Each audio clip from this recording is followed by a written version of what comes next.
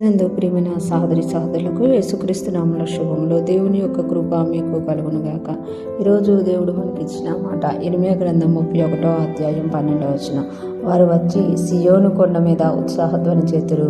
యెహోవా చేయు ఉపకారమును బట్టి, గోధుమను బట్టి, ద్రాక్షారసమును బట్టి, తైలమును బట్టి, గొర్రెలకును పశువులకును పుట్టు పిల్లలను బట్టి సమూహములుగా వచ్చెదరు. వారికి అన్నిటికీ కృషింపక నీళ్లు పారు తోట వలె నుందురు. ఈ మాటలు మనం ఇర్మీయా గ్రంథంలో ప్రవచన వాక్యంగా చూస్తున్నామట.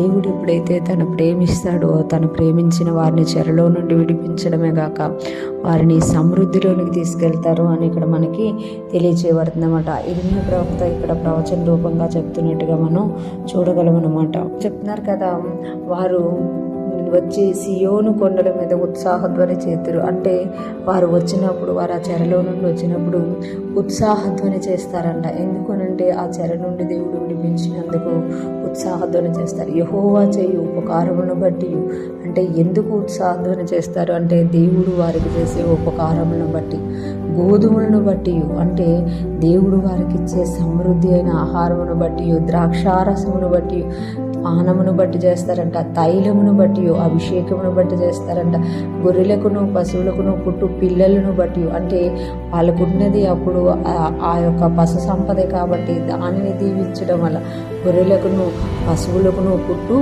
పిల్లలను బట్టి సమూహములుగా వచ్చేదరట. అంటే దేవుడు వారిని చెరలో నుండి రప్పించినప్పుడు వారిని ఆశీర్వదించడం కాక వారి పిల్లల్ని ఆశీర్వదించడం వల్ల వారు సమూహములుగా వస్తారు అని ఇక్కడ ఇర్మీయా ప్రవక్త ద్వారా దేవుడు తెలియజేస్తున్నారు. వారు అలాగ రావడమే కాకుండా వారికి నెన్నటికి కృషింపక నీళ్లు పారు తోట వలె నుందురు. వారికి నెన్నటికి కృషింపరట.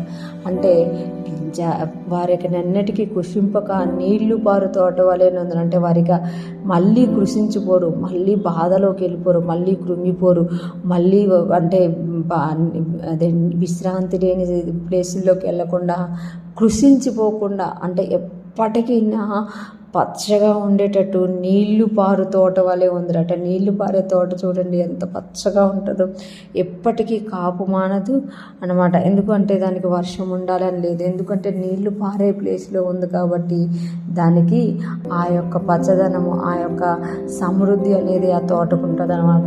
ఈరోజు ఫ్రెష్ మన ఉంటున్న ప్రతి ఒక్కరూ జ్ఞాపకం చేసుకోవాలి, దేవుడు కూడా మనల్ని ప్రేమిస్తున్నాడు కనుక మనమున్న బంధకాల నుండి, చెరల్లో నుండి రప్పించినప్పుడు మనము కూడా సంఘంలోకి సియోను కొండ మీదకి ఉత్సాహధ్వని చేయించు వచ్చేది.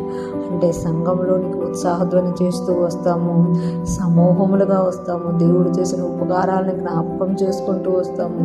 ఎప్పుడైతే దేవుడు మనకి చేసిన ఉపకారాలను మనం జ్ఞాపకం చేసుకుంటున్నామో మనము నీళ్లు పారు తోట వలె, ఇక ఎన్నటికీ కృషింపక నీళ్లు పారు తోట వలె మనం ఉండబోతున్నాం అన్నమాట. దేవుడు ఈ వాగ్దానాన్ని మనందరి జీవితాల్లో నెరవేర్చునుగాక.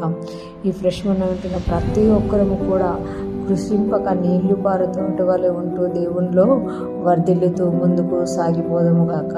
ఆమేన్.